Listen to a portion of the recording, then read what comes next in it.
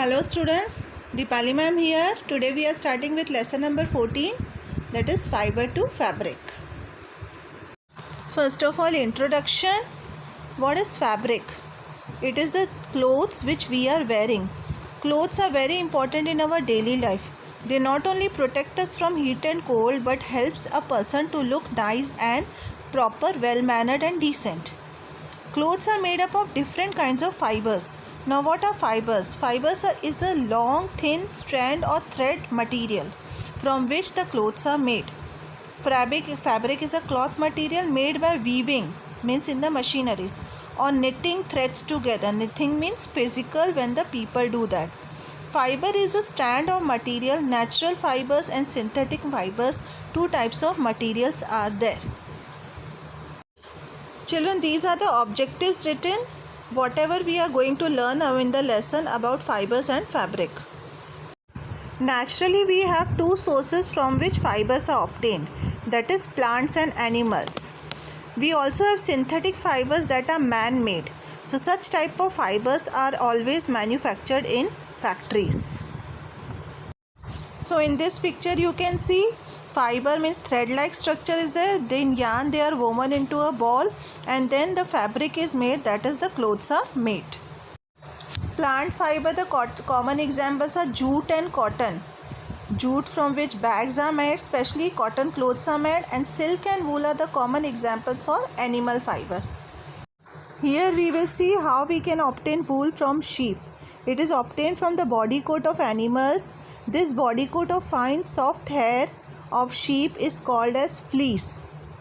Then although wool is obtained from fleece, sheep wool is most commonly available in variety of wools. Common example are Angora, Pashmina and Shahtosh. Wool traps the air. You can see inside in between the wool things air is trapped. Air is a poor conductor of heat, so it does not allow body heat to escape. So this keeps the body warm during winters. That's why we wear woolen clothes in winter season, because wool is trapping the air. Now there are process names how the wool is obtained from fleece after taking it out. The first process is called as shearing, second is called as scoring, third sorting, fourth dyeing, and then spinning. In shearing, the fleece of the sheep along with thin layer of dead skin is removed from the body. Then in scoring, the dirtiness is removed from the whichever fleece is obtained. It is washed properly with the detergent, and this process is called as scoring.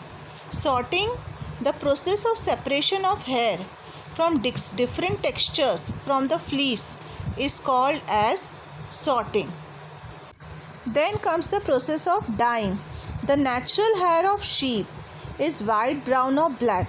So the raw hair or the fibers is dyed in different colors. That is called as dyeing, means they are given the different colorful things. Spinning, the raw and dyed fibers are then twisted together to make threads called yarn. Yarn picture you had seen before also.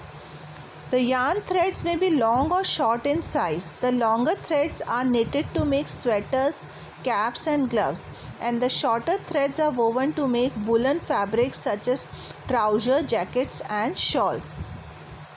There is a disease called sorter's disease. Sorting, the disease, why this happens to some of the people, sorting is a very dangerous job, and the person involved may get infected by the bacterium called anthrax, which can cause a disease called sorter's disease, because maybe in the fleece some bacteria are present which is called as anthrax, and they may infect the person, and then that disease can be caused as which called sorter's disease. So you have to prepare the flowchart for this. I will again repeat the process name: shearing, scoring, sorting, dyeing and spinning. These are the 5 process names for which flowchart is to be prepared. Now next comes obtaining of silk from silkworms. This is also a type of animal source. You can see mulberry leaves picture is also there. Silkworm food is the mulberry leaves. And the rearing of silkworms means obtaining its skin. Okay, obtaining silk. That process is called as sericulture. The rearing of silkworms for obtaining silk is called as sericulture. Different types of silks are obtained from different types of silkworms. Now how it is obtained? This is the cycle which is given of silk moth. Silk moth are very large and white insects. Female silk moth lays hundreds of eggs which are stored at a suitable temperature. These eggs hatch to produce larvae which is called caterpillars or silkworms. These larvae are kept in clean boxes where they feed on fresh mulberry leaves for 25 to 30 days and grow in size. The caterpillar then secretes a liquid. The liquid hardens on coming in contact with air and changes into a fine thread which is made up of protein. The caterpillar covers itself completely with these fine fibers. This covering is called as cocoon. The silkworm develops into a silk moth inside this cocoon. Then comes the reeling. When the cocoon is developed, then the cocoons are collected and they are exposed, means they are given the steam. The silk fibers, means the thread, is then separated from the cocoons. This process is called as reeling. Then comes dyeing, as we have discussed previously, means giving different types of colors. The silk fibers are then dyed in different colors. Spinning and weaving. The silk fibers are then spun into threads which are woven into silk cloth, means the yarns are made of the silk thread and then the silk cloth is also made from that. Now here you can see both sources of fibers, plants as well as animals. Plants from which cotton and jute is obtained. Then you can see the silkworm is also there, from which silk cloth is made. Sheep you can see, from which we can obtain the wool. And why do we wear woolen clothes in winter season? What is the requirement? That also I have given you the answer. Then for umbrella and brush picture, means that is a synthetic fiber. Synthetic fibers are the man-made fibers which are always produced in factories. So these are the different sources from which we can obtain the fibers and then the fabric that is the cloth is made. Now here comes the summary of the lesson. We have already learned fabric is made up of yarns. Yarns is the bundle of threads, okay, from which is arranged together. Yarn is obtained from the fibers, that is either from animals or from plants. The strand of yarns are made up of thinner strands called fibers. They are made more and more thin so that the cloth can be made properly and more finishing and neatness is there in the clothes. Natural fibers and artificial fibers we have already discussed, that is the synthetic fibers. So these are the two different sources of fibers.